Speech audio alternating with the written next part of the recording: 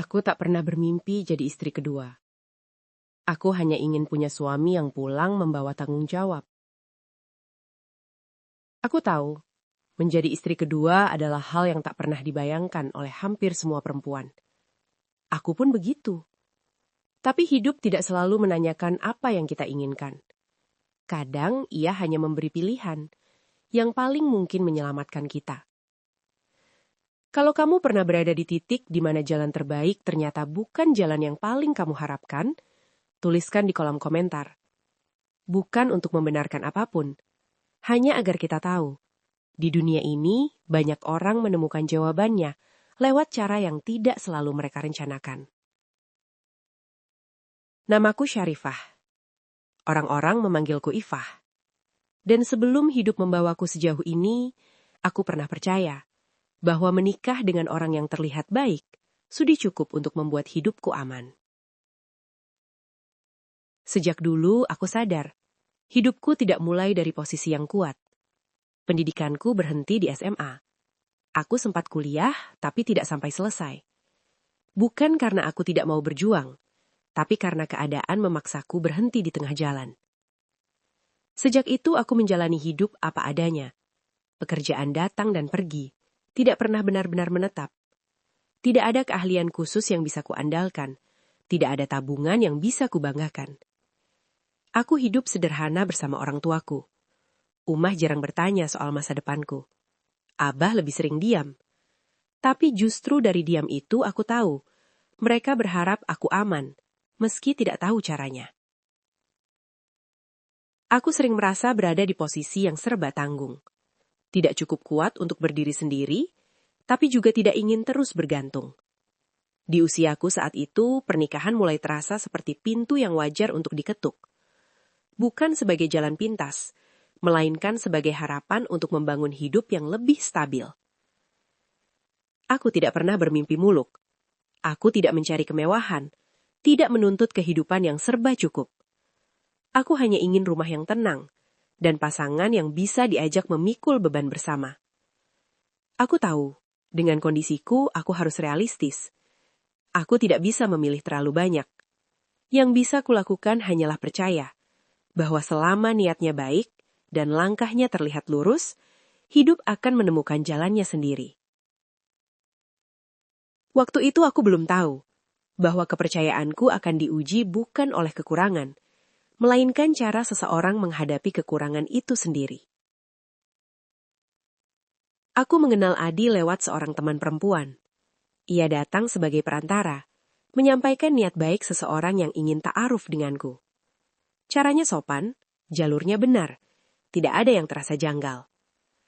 Sebelum bertemu langsung, aku melakukan hal yang menurutku wajar. Aku mencari tahu tentang Adi, tentang kesehariannya, cara berpikir, caranya menampilkan diri. Media sosialnya rapi, isinya tentang kerja, potongan nasihat, dan kegiatan yang terlihat tertata. Tidak berlebihan, tidak mencurigakan. Justru itu yang membuatku merasa tenang. Saat ta'aruf berlangsung, pembicaraan berjalan lancar. Adi menjelaskan pekerjaannya sebagai admin media sosial.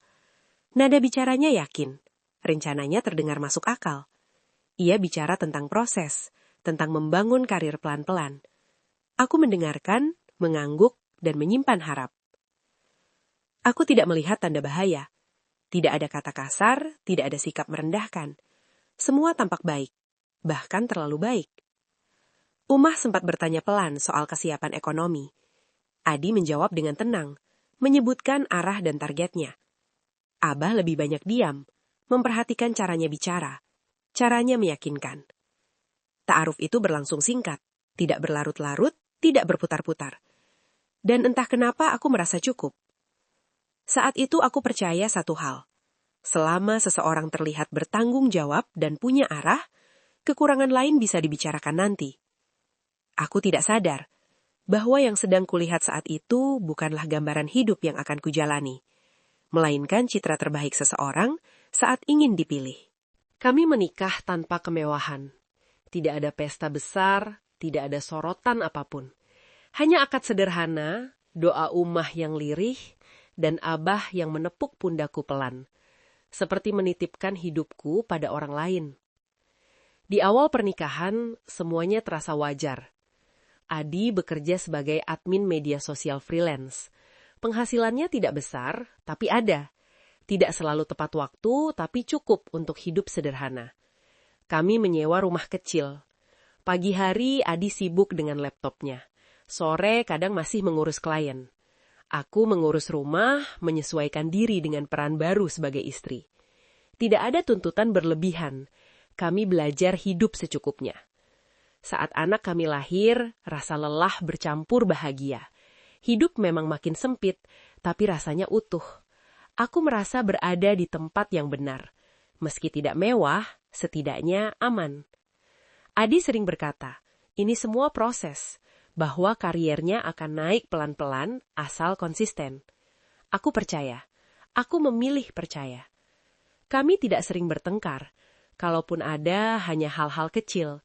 Tentang waktu, tentang capek, tentang kurang tidur. Di fase itu, aku merasa pernikahan berjalan sebagaimana mestinya. Tidak sempurna, tapi normal. Tidak berlebih, tapi cukup. Aku belum tahu bahwa rasa cukup itu sangat rapuh ketika sandaran utama dalam hidup mulai kehilangan pijakannya. Semuanya berubah tanpa aba-aba. Suatu sore, Adi pulang lebih cepat dari biasanya. Wajahnya datar, tapi sorot matanya berbeda, seperti orang yang sedang menahan sesuatu. Ia bilang kontraknya dihentikan, bukan karena kesalahan fatal, hanya alasan klasik, efisiensi. Aku terdiam, bukan panik, tapi ada sesuatu di dadaku yang langsung mengencang. Yang mengejutkanku bukan kabar itu, melainkan caranya merespons. Adi tidak terlihat gelisah. Tidak ada pembicaraan tentang rencana darurat, tidak juga soal mencari kerja lain. Ia hanya berkata, tenang saja, ini cuma jeda, nanti juga dapat lagi. Hari-hari setelah itu berjalan aneh. Adi tetap sibuk di depan laptop. Katanya sedang membangun personal branding, memperkuat portofolio. Aktivitasnya terlihat penuh, tapi hasilnya belum terasa. Aku mencoba menenangkan diri. Aku bilang ke diriku sendiri, mungkin setiap orang punya cara menghadapi krisis. Mungkin ini caranya bertahan. Tapi malam-malam mulai terasa berat. Aku menghitung pengeluaran, menunda beberapa kebutuhan, mulai sering lebih diam. Adi tetap yakin pada jalannya sendiri. Aku belum marah, belum juga kecewa sepenuhnya. Aku masih percaya ini hanya fase sulit yang wajar. Tapi di titik itu, untuk pertama kalinya, aku merasa masalahnya bukan sekedar kehilangan pekerjaan, melainkan kehilangan rasa urgensi untuk segera bertanggung jawab. Setelah beberapa minggu berlalu, aku mulai melihat polanya. Adi tidak benar-benar mencari pekerjaan baru di luar bidang yang ia inginkan. Ia menutup diri dari kemungkinan lain, seolah dunia hanya menyediakan satu jalur yang pantas baginya. Setiap hari ia sibuk dengan media sosial, mengunggah konten, merapikan tampilan profil, membangun citra. Dari luar, ia terlihat produktif. Dari dalam rumah, aku hanya melihat waktu yang terus habis tanpa kepastian. Beberapa kali aku menyarankan pekerjaan lain, bukan untuk selamanya, hanya sementara. Apa saja asal dapur tetap mengepul. Adi selalu punya jawaban. Katanya bekerja di luar jalur itu akan merusak fokus. Ia tidak mau turun kelas, tidak mau asal kerja. Menurutnya, semua ini soal proses. Aku mulai bingung. Sejak kapan menjaga ego lebih penting daripada menutup kebutuhan? Sejak kapan citra lebih utama daripada kewajiban? Aku melihat Adi semakin yakin pada dirinya sendiri, tapi semakin jauh dari realitas rumah tangga kami. Ia berbicara tentang masa depan, sementara aku sibuk memikirkan besok pagi. Di titik ini, aku masih diam. Aku belum melawan, belum juga mendesak. Aku menunggu, berharap keyakinannya berbuah. Tapi pelan-pelan aku sadar bahwa yang sedang kami hadapi bukan sekedar fase sulit, melainkan benturan antara tanggung jawab dan ego yang mulai mengambil alih arah hidup kami. Suatu malam, Adi menyampaikan sesuatu dengan nada yang menurutnya wajar. Ia bilang, untuk sementara, aku juga perlu ikut membantu ekonomi keluarga. Katanya, ini demi kami, demi anak. Aku tidak langsung menolak. Di kepalaku, membantu pasangan bukan hal yang salah. Aku hanya berharap ini sementara, sampai ia kembali berdiri. Aku mulai menerima pekerjaan sambilan. Apa saja yang bisa kulakukan dengan kemampuanku yang terbatas. Pagi mengurus rumah dan anak, siang bekerja, malam kembali ke rutinitas yang sama. Tubuhku lelah, tapi aku menahannya. Yang membuatku semakin berat bukan pekerjaannya, melainkan kenyataan bahwa Adi tetap tidak berubah. Ia masih sibuk dengan dunianya sendiri, masih berbicara tentang rencana besar, sementara nafkah belum juga hadir. Bulan berganti. Aku mulai menutup kebutuhan rumah dengan hasil kerjaku sendiri. Makan seadanya, menunda banyak hal, belajar hidup lebih hemat dari sebelumnya. Aku tidak menuntut lebih. Aku hanya berharap ada tanda tanggung jawab yang nyata.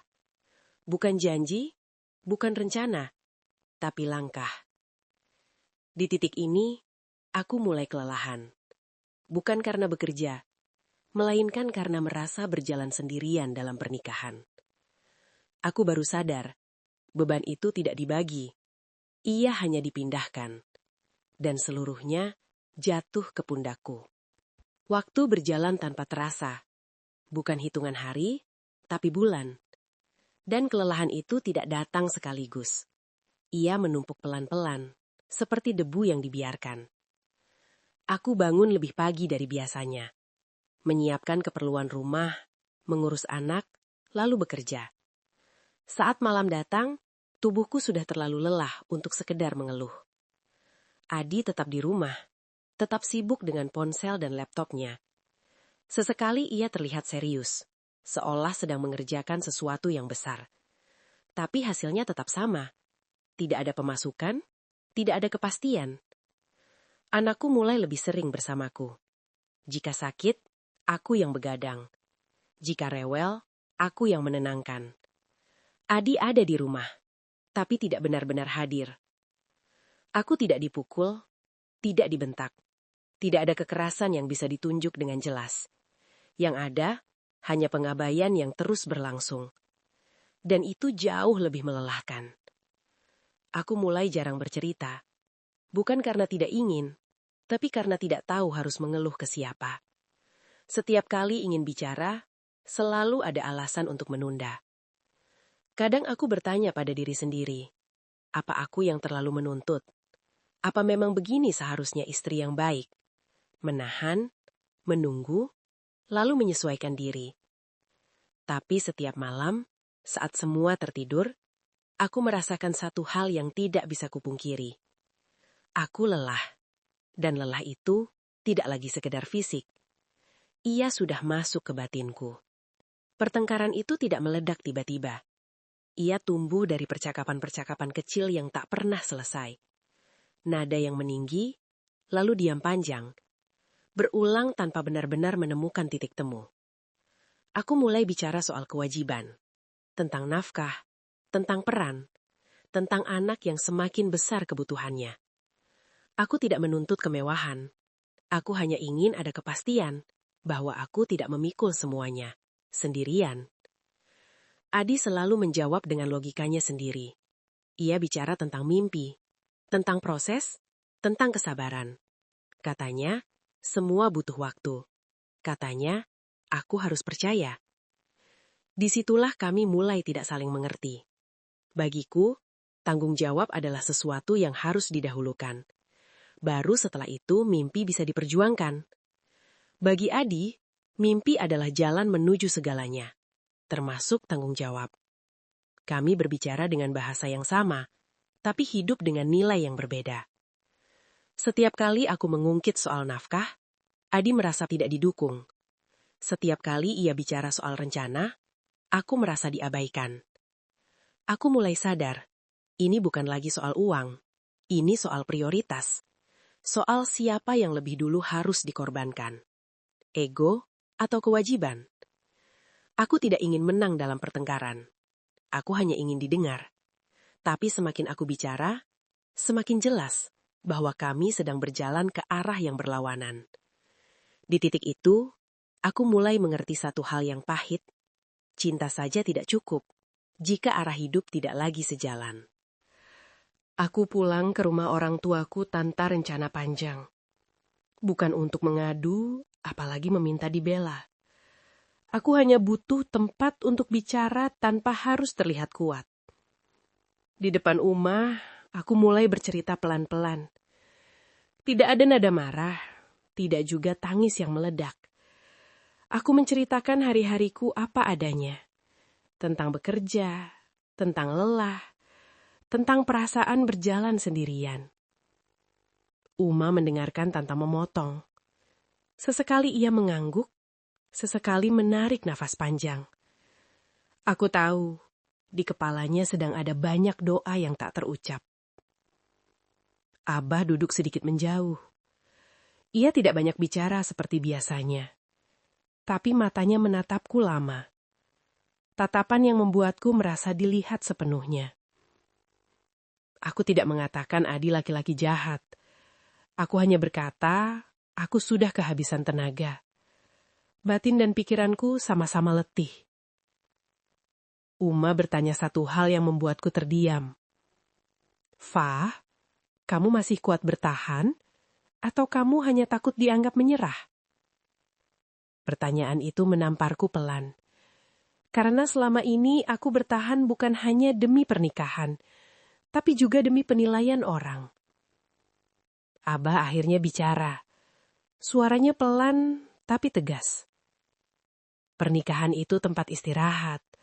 Bukan tempat kamu terus-terusan menguatkan diri sendirian. Di rumah itu, untuk pertama kalinya, aku merasa keputusanku, apapun nanti bentuknya, tidak akan dianggap sebagai kegagalan, melainkan sebagai upaya menyelamatkan diriku sendiri. Setelah itu, suara-suara lain mulai berdatangan.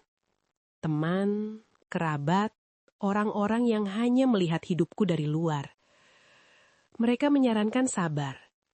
Katanya semua rumah tangga pasti diuji. Katanya suami memang begitu, nanti juga berubah. Aku mendengarkan. Aku mengangguk. Aku bahkan berusaha memahami maksud baik mereka. Tapi tidak satupun dari mereka yang melihat pagiku. Tidak ada yang tahu bagaimana aku membagi waktu antara bekerja dan mengurus anak. Tidak ada yang ikut menghitung pengeluaran setiap malam. Bagi mereka, ini hanya cerita. Bagi diriku, ini kehidupan yang sedang kujalani setiap hari. Setiap kali aku mencoba menjelaskan, selalu ada kalimat yang memotong. Namanya juga rumah tangga. Kalimat itu terdengar bijak, tapi bagiku terasa menutup semua pintu. Aku mulai merasa sendirian. Bukan karena tidak ada yang peduli, tapi karena tidak ada yang benar-benar berada di posisiku. Aku sadar, keputusan apapun yang kuambil nanti tidak akan pernah disetujui semua orang. Dan mungkin memang tidak seharusnya. Di titik itu, aku berhenti mencari pembenaran dari luar. Aku berhenti berharap dimengerti oleh semua orang. Karena yang paling tahu batas kekuatanku, bukan mereka yang memberi nasihat, melainkan aku sendiri, yang setiap hari menjalani hidup ini tanpa jeda. Keputusan itu tidak datang dalam satu malam. Ia lahir dari hari-hari panjang yang kujalani dengan tubuh lelah dan batin yang kosong. Aku menimbangnya berkali-kali, bukan hanya dengan perasaan, tapi dengan akal dan iman. Aku berkonsultasi dengan guru ngajiku. Kuceritakan semuanya pelan-pelan, tanpa membesar-besarkan, tanpa menutupi. Tentang berbulan-bulan tanpa nafkah, tentang hidup yang sepenuhnya bertumpu pada hasil kerjaku sendiri. Dari kerjaan serabutan sampai jasa belanja untuk tetangga dan kenalan di WhatsApp. Beliau tidak menyuruhku berpisah, tidak juga memaksaku bertahan. Beliau hanya bertanya satu hal yang sederhana. Apakah kewajiban itu masih dijalankan? Aku terdiam, karena jawabannya sudah lama aku tahu. Saat aku menyampaikan keputusanku pada Adi, tidak ada teriakan, tidak ada drama. Aku hanya berkata, Aku sudah terlalu lelah untuk terus berharap pada sesuatu yang tidak bergerak. Setelah itu suara-suara lain datang. Tetangga, teman pengajian, orang-orang yang merasa berhak menilai. Katanya aku terlalu buru-buru, kurang sabar, tidak mau menemani suami berjuang. Nyinyiran itu pelan tapi terus menggerogoti. Hanya sedikit yang mendukungku. Teman dekat yang benar-benar tahu ceritaku. Sisanya memilih menyimpulkan dari jauh. Aku sempat goyah. Bukan karena ragu pada keputusan, tapi karena lelah harus membela diri di hadapan dunia. Namun di titik itu, aku tahu satu hal dengan pasti.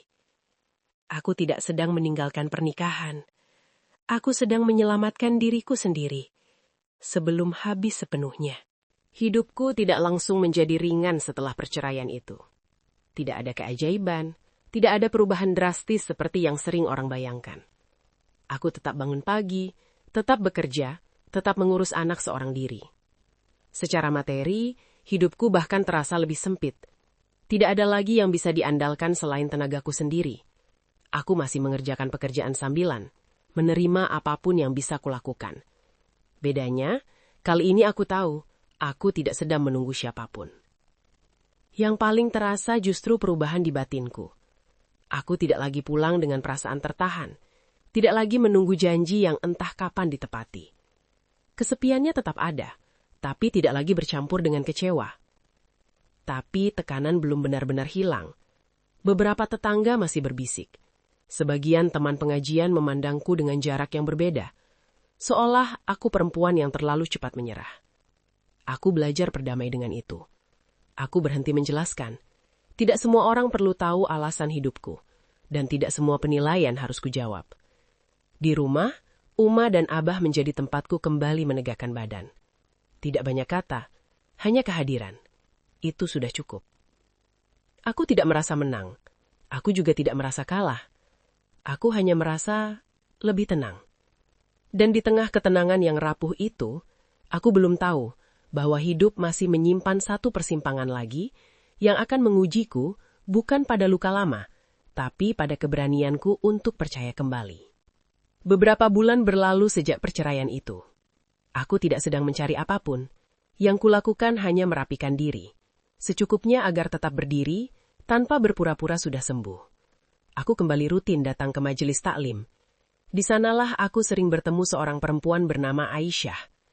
Kami tidak dekat, hanya saling menyapa, saling tahu wajah, tanpa pernah benar-benar berbagi cerita. Suatu siang, setelah pengajian usai, Aisyah mendekat. Nada bicaranya lembut, tidak terburu-buru. "Fah, aku mau bicara sebentar kalau kamu berkenan." Aku mengangguk. Ia menatapku dengan hati-hati, lalu berkata, "Sebenarnya ada calon suami kalau kamu mau mempertimbangkan." Kalimat itu membuatku terdiam. Bukan karena tertarik, tapi karena lelah. Lelah mendengar kata calon setelah semua yang kualami. "Siapa?" tanyaku akhirnya. "Namanya Rahmat," jawabnya pelan. Ia memberi jeda, lalu melanjutkan. "Suamiku." Dadaku terasa mengencang. Bukan marah, bukan tersinggung, hanya kaget. Aisyah tidak panjang lebar. Ia hanya berkata singkat, jelas. "Ini bukan keputusan mendadak. Kami sudah lama berdiskusi. Dan kami sepakat jika ada perempuan yang dipertimbangkan, harus janda. Itu syarat yang kami sepakati bersama." Aku mendengarkan, tapi pikiranku penuh. Trauma pernikahan pertama belum sepenuhnya reda. Yang lajang saja dulu bisa mengabaikan nafkah, bagaimana dengan laki-laki yang sudah beristri? Aku belum tahu siapa Rahmat itu. Aku tidak tahu seperti apa tanggung jawabnya, cara berpikir atau bagaimana ia menghadapi hidup saat keadaan sulit. Yang ku tahu hanya satu, aku belum siap menjawab. "Aku minta waktu," kataku akhirnya. Aisyah mengangguk, seolah tidak berharap jawaban cepat. Dan aku pulang dengan satu perasaan yang sama sekali tidak ringan. Ragu, bukan karena tawaran itu, tapi karena aku belum yakin apakah hatiku sanggup membuka pintu lagi. Aku tidak langsung menjawab tawaran itu. Beberapa hari kulewati dengan diam, bukan karena bingung memilih, tapi ingin memahami apa yang sedang kuhadapi. Aku mulai bertanya, pelan-pelan. Bukan kepada Aisyah lagi, tapi kepada orang-orang yang pernah bersinggungan dengan Rahmat. Teman pengajian yang satu kantor dengannya. Kenalan lama yang pernah bekerja di tempat yang sama. Sedikit demi sedikit, potongan itu terkumpul. Rahmat bekerja sebagai karyawan swasta. Bukan posisi tinggi, bukan juga penghasilan besar. Tapi selama ini, kebutuhan rumah tangga mereka tercukupi dengan wajar. Tidak berlebihan, namun juga tidak kekurangan. Ada ruang untuk bernafas, dan itu bagiku sudah cukup. Yang membuatku berhenti sejenak bukan angkanya, tapi caranya. Aku mendengar bahwa Rahmat terbiasa pulang tepat waktu. Tidak banyak nongkrong, tidak gemar mengeluh bahkan ketika pekerjaannya menuntut lebih. Seseorang berkata padaku, dia bukan tipe yang kelihatan hebat, tapi kalau soal tanggung jawab, dia orangnya jalan. Kalimat itu menempel lama di kepalaku. Aku juga tahu satu hal lain. Pekerjaannya tidak sepenuhnya aman. Perusahaannya sedang tidak stabil. Ada isu efisiensi. Belum terjadi, tapi bisa saja. Anehnya, justru di situ aku mulai lebih berhati-hati. Pengalamanku mengajarkanku, laki-laki bisa terlihat baik saat kondisi normal, tapi goyah ketika diuji. Aku belum bertemu Rahmat, belum berbicara dengannya. Yang kupunya baru laporan-laporan kecil dari orang lain. Dan di antara semua informasi itu, aku sadar satu hal. Aku tidak sedang mencari laki-laki yang menjanjikan hidup mewah. Aku hanya ingin tahu satu hal. Jika hidup kembali sempit, apakah ia akan tetap berdiri sebagai suami atau menghilang seperti yang lalu? Pertanyaan itu belum terjawab. Dan aku tahu, sebelum menjawab apapun, aku harus cukup kuat untuk mendengar jawabannya. Aku kembali ke rumah Abah dan Umah bukan sebagai tamu, tapi sebagai anak yang sedang membawa beban pikirannya sendiri. Seperti biasa, Umah menyeduh teh. Abah duduk di kursi kayu dekat jendela. Kami membicarakan hal-hal kecil lebih dulu, seolah semuanya baik-baik saja. Sampai akhirnya aku berkata pelan, aku mau cerita sedikit, Bah. Mah. Aku ceritakan pelan-pelan tentang ajakan ta'aruf itu. Tentang statusnya yang sudah beristri. Tentang ketakutanku sendiri yang belum benar-benar hilang. Umah langsung menatapku. Bukan dengan kaget, tapi dengan perhatian yang penuh. Fah, katanya. Kamu sadar kan, ini bukan cuma soal siap menikah lagi. Ini soal siap berbagi. Siap jadi istri kedua dengan semua konsekuensinya. Aku mengangguk. Tapi diamku membuat Umah tahu, aku belum sepenuhnya yakin. Abah kemudian bicara. Nada suaranya datar, tapi setiap katanya terasa berat. Abah tidak melarang. Kalau kamu bertanya hukum, Abah tahu itu ada jalannya. Tapi Abah mau tanya sebagai ayah. Ia berhenti sejenak. Kamu memilih ini karena kamu sudah tenang, atau karena kamu capek hidup sendirian dan butuh pegangan? Pertanyaan itu menghantamku lebih keras dari dugaan. Umah langsung menambahkan, kalau kamu menikah lagi hanya supaya ada yang menanggung hidupmu, itu berbahaya, Fah. Tapi kalau kamu sudah sanggup berdiri sendiri, lalu memilih berbagi hidup dengan sadar, itu pilihan orang dewasa. Tidak ada yang mengarahkanku untuk menerima. Tidak ada yang menyuruhku menolak. Mereka hanya memastikan satu hal. Aku tidak melangkah karena lelah, tidak karena takut, dan tidak karena ingin diselamatkan. Malam itu aku pulang dengan dada berat, tapi pikiranku justru lebih jernih. Keputusan itu tidak datang di satu malam. Ia tumbuh perlahan dari hal-hal kecil yang kuperhatikan dengan sengaja. Aku tidak lagi bertanya, apa dia mapan? Pertanyaanku berubah menjadi, bagaimana ia bersikap saat tidak mapan? Aku melihat caranya berbicara tentang tanggung jawab, bukan dengan kalimat indah, tapi dengan batas yang jelas. Tentang nafkah yang harus diusahakan, tentang waktu yang harus dibagi dengan adil, tentang risiko yang sudah ia sadari sejak awal. Aku berbicara lagi dengan Aisyah. Bukan untuk mencari restu semata, tapi untuk memastikan tidak ada yang disembunyikan. Ia tidak menjanjikan hidup mudah. Tidak pula berkata semua akan baik-baik saja. Ia hanya berkata jujur, bahwa keputusan ini lahir dari diskusi panjang, dan bahwa ia tidak sedang menyerahkan suaminya, melainkan sedang berbagi tanggung jawab yang sama beratnya. Aku kembali menghadap Abah dan Umah. Kali ini dengan suara yang lebih tenang. Aku tidak datang karena butuh ditolong, aku katakan. Aku datang karena aku sudah bisa berdiri. Dan sekarang, aku ingin memilih. Dengan sadar. Abah menatapku lama, lalu mengangguk pelan. Kalau begitu, Abah tidak melepasmu karena kasihan. Abah melepasmu karena percaya. Di titik itu aku paham satu hal. Aku tidak memilih Rahmat karena ia sempurna. Aku memilihnya karena ia tahu kewajibannya, bahkan ketika keadaannya belum ideal. Dan untuk pertama kalinya setelah lama, aku melangkah bukan dengan harapan berlebihan, tapi dengan kesiapan menerima kenyataan. Ujian itu datang lebih cepat dari yang kupikirkan, dan bentuknya terlalu familiar. Beberapa bulan setelah aku menikah lagi, Rahmat pulang dengan wajah yang berusaha tenang. Ia tidak langsung bicara. Ia makan bersama kita seperti biasa, menyapa anakku, lalu baru berkata pelan setelah semuanya selesai. Perusahaannya melakukan efisiensi. Namanya termasuk di daftar itu. Dunia seakan berhenti sejenak. Bukan karena kenyataannya, tapi karena ingatanku. Aku pernah berada di titik ini. Di rumah yang sama-sama kecil. Dengan kata PHK yang terdengar serupa. Dan dengan masa depan yang terasa menggantung. Bedanya, kali ini yang gemetar bukan hanya tanganku. Batinku ikut berisik. Aku takut, bukan pada kekurangan, tapi pada pengulangan.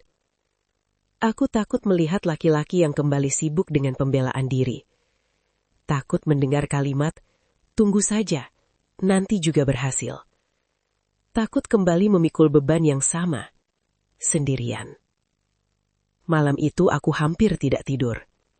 Aku menyiapkan diriku pada kemungkinan terburuk, bahkan sebelum Rahmat sempat bereaksi apapun. Pagi harinya, aku melihatnya bangun lebih awal. Ia mandi, berpakaian rapi, lalu pamit keluar rumah. Kemana? Aku tanya, dengan suara yang sulit kusembunyikan getarnya. Cari kerja? Apa saja? Jawabnya singkat. Tanpa nada marah, tanpa pembelaan. Aku terdiam. Karena untuk pertama kalinya, dalam situasi yang sama, aku melihat respons yang berbeda. Dan disitulah aku sadar, traumaku sedang diuji. Bukan oleh keadaan, tapi oleh cara seseorang menghadapinya. Adegan 16. Respons Rahmat. Rahmat tidak menunggu waktu lama. Ia tidak sibuk menjelaskan rencana besar. Tidak pula menghibur dengan janji yang belum tentu. Hari itu juga, ia mulai bergerak. Ia melamar ke sana kemari. Menyusuri lowongan yang bahkan tak ada hubungannya dengan pekerjaannya dulu. Ketika belum ada panggilan, ia pulang membawa helm pinjaman. Aku daftar ojol, katanya singkat. Seolah itu bukan hal besar. Aku menatapnya lama. Bukan karena pekerjaan itu rendah, tapi karena keberaniannya menurunkan gengsi. Pagi-pagi ia sudah keluar rumah. Siang ia pulang sebentar untuk memastikan dapur tetap menyala. Malam ia kembali dengan badan lelah, tapi tetap menghitung penghasilan hari itu. Tidak banyak. Tapi cukup untuk membeli beras, cukup untuk susu anak, cukup untuk mengatakan, aku masih di sini. Ia tetap membagi waktu, mengantar kebutuhan Aisyah, menafkahi kami berdua sebisanya, dan yang paling penting, tidak satu hari pun ia berhenti berusaha. Aku masih bekerja sampingan. Hidup kami jauh dari kata lapang, tapi kali ini, aku tidak merasa sendirian. Tidak ada panggung pencitraan, tidak ada kalimat pembenaran. Yang ada hanya seorang laki-laki yang mengerti bahwa tanggung jawab tidak menunggu keadaan ideal. Dan disitulah aku paham, yang dulu melelahkanku bukan kekurangan, melainkan harus terus meyakinkan diri untuk bersabar pada orang yang tak bergerak. Kini, aku tidak lagi diminta menunggu. Aku diajak berjalan, meski jalannya berat. Adegan 18. Pemulihan batin Ifah. Hidup kami belum berubah jadi mudah. Aku masih bangun pagi dengan daftar kebutuhan di kepala. Masih menghitung uang sebelum membeli apapun. Masih menerima pekerjaan sampingan jika ada yang menghubungi. Bedanya, batinku tidak lagi berat. Aku tidak lagi pulang dengan perasaan sendirian di rumah sendiri. Tidak lagi menahan lelah sambil bertanya, sampai kapan aku harus kuat sendirian? Rahmat mungkin belum bisa memberiku kemewahan, tapi ia memberiku kejelasan. Aku tahu ia sedang berjuang, dan aku tahu arah perjuangannya kemana. Ia tidak malu mengakui lelah, tidak gengsi meminta bantuan, dan tidak pernah lupa bertanya, masih sanggup? Pertanyaan sederhana itu, yang dulu tidak pernah kudengar, kini terasa seperti penopang. Anakku mulai terbiasa dengan kehadirannya, bukan sebagai pengganti ayah kandungnya, tapi sebagai laki-laki yang bertanggung jawab atas rumah ini. Aku menyadari satu hal penting. Aku tidak sedang diselamatkan oleh pernikahan kedua. Aku diselamatkan oleh kejujuran. Kejujuran tentang kemampuan, kejujuran tentang batas, dan kejujuran untuk tidak berpura-pura kuat di saat keadaan rapuh. Kini, aku tidak lagi bekerja. Aku masih lelah. Tapi aku tahu kelelahan ini tidak sia-sia. Karena untuk pertama kalinya, aku merasa berjalan berdampingan, bukan menarik beban sendirian. Dan itu, bagi seorang perempuan sepertiku, adalah bentuk ketenangan yang dulu tak pernah kubayangkan. Tentang Adi, aku tidak pernah benar-benar mencari kabar. Aku sudah terlalu letih untuk menoleh ke belakang. Cerita itu datang sendiri, sayup-sayup, dari obrolan orang, dari potongan unggahan yang lewat di ponsel teman. Katanya, ia menikah lagi, masih dengan cara yang sama. Tampilan rapi, kata-kata meyakinkan, dan janji yang terdengar indah. Aku tidak merasa iri, juga tidak ingin membandingkan. Yang membuat dadaku sesak, justru satu hal yang tak berubah. Anak kami tetap tidak dinafkahi. Dalam ajaran yang kuimani, aku tahu betul, meski pernikahan telah berakhir, kewajiban seorang ayah kepada anaknya tidak pernah putus. Bukan untuk mantan istri, tapi untuk darah dagingnya sendiri. Di titik itu, aku berhenti berharap apapun darinya. Bukan karena dendam, melainkan karena aku sudah cukup memahami batas. Aku menutup cerita itu pelan-pelan, tanpa marah, tanpa ingin membuktikan siapa yang lebih benar. Hidupku tidak lagi bergantung pada perubahan orang lain. Justru di saat itulah aku bersyukur, karena di rumahku sekarang, ada seorang laki-laki yang meski bukan ayah kandungnya, tetap menggenggam tangan anakku dengan penuh sayang. Mengajarinya adab, menemaninya makan, dan memastikan ia merasa aman, bahkan di masa-masa sulit. Aku tidak mengukur kebahagiaan dari kelapangan. Aku mengukurnya dari tanggung jawab yang hadir, bahkan ketika keadaan sempit. Dan dari situ aku tahu, aku tidak kehilangan apapun. Aku hanya akhirnya berhenti bertahan pada orang yang tak mau memikul kewajibannya. Aku tidak pernah membayangkan hidupku akan sampai di titik ini. Menjadi istri kedua, hidup sederhana, masih harus bekerja sambil mengurus anak. Jika dulu seseorang mengatakan ini kepadaku, mungkin aku akan menolaknya mentah-mentah. Tapi hari ini, aku berdiri dengan perasaan yang berbeda. Aku tidak merasa kalah, tidak merasa tersisih, dan tidak merasa hidupku lebih rendah dari perempuan lain. Karena yang paling aku cari dalam pernikahan, bukan lagi status, melainkan ketenangan. Aku pernah berada dalam pernikahan yang tampak utuh dari luar, namun rapuh di dalam. Dan kini, aku hidup dalam keadaan yang sederhana, namun jujur. Aku belajar bahwa kesabaran bukan soal bertahan tanpa arah. Kesabaran adalah tahu kapan harus berjuang dan kapan harus berhenti agar tidak hancur. Aku juga belajar bahwa takdir tidak selalu datang dalam bentuk yang kita inginkan. Kadang ia datang sebagai jalan terakhir yang justru menyelamatkan. Jika hari ini aku bisa tersenyum, itu bukan karena hidupku sudah sempurna, tapi karena aku akhirnya berhenti melawan kenyataan dan mulai menjalaninya dengan sadar. Aku, Syarifah yang dipanggil Ifah, pernah salah memilih, pernah jatuh, pernah lelah. Dan hari ini, aku memilih untuk bersyukur. Bukan karena jalanku mudah, melainkan karena aku akhirnya berjalan dengan orang-orang yang mau bertanggung jawab bersamaku.